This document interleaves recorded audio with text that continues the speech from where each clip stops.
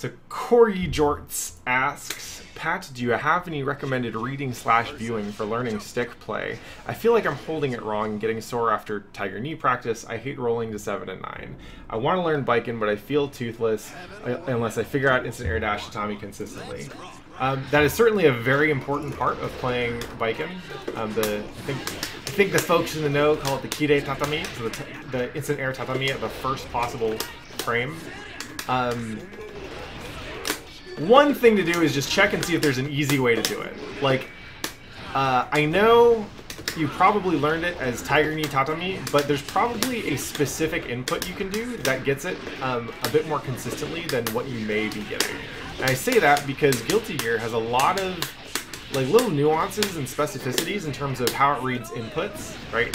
So you have this like input buffer that has all your recent button presses, and when you press a button, the game checks to see which inputs you press and at what time you press them, directional inputs, before you press that button, to try and figure out whether you get a special move or a normal move or whatever, right? So yeah, so you got the input already. Honestly, there's a couple different things that you can do to make that easier, right? One, you practice it a lot, right? If you are getting sore because you're holding it wrong, try and find a different way to hold it. And remember, that might not actually be how you hold the stick all the time, right? There are some things I do with Chip that I just do better if I switch the angle of my hand. For instance, jump installing after for certain combos. So like, if I sweep, let's see if I can land it. Come on. This, right here. So that, well, I dropped the easy part. But the jump install I find easier if I actually rotate my hands, so I'm approaching it at a different angle than I normally hold my stick. And I do that because it's a combo, it's super easy, or I have the time to move my arm and my hand a little bit. So instead of worrying about what the right grip is, because I actually don't think there are many people who have talked that much about the right way to hold a stick. It all kind of depends on how you want to hold it. Figure out the thing that lets you get that specific input and switch to that whenever you when you need to, right? That's the easiest way to do it.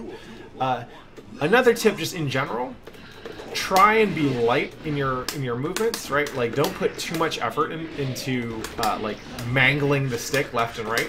You want to be hitting it like ideally just hard enough to activate the switch that gives you what you want, right?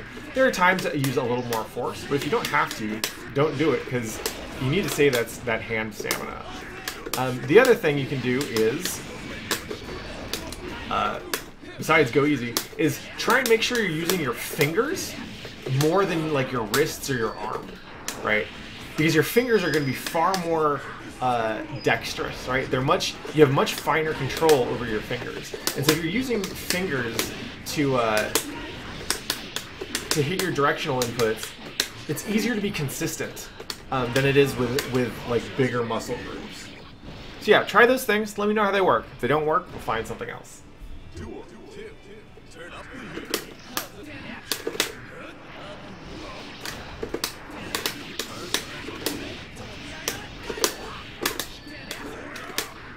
Also, what stick do you have?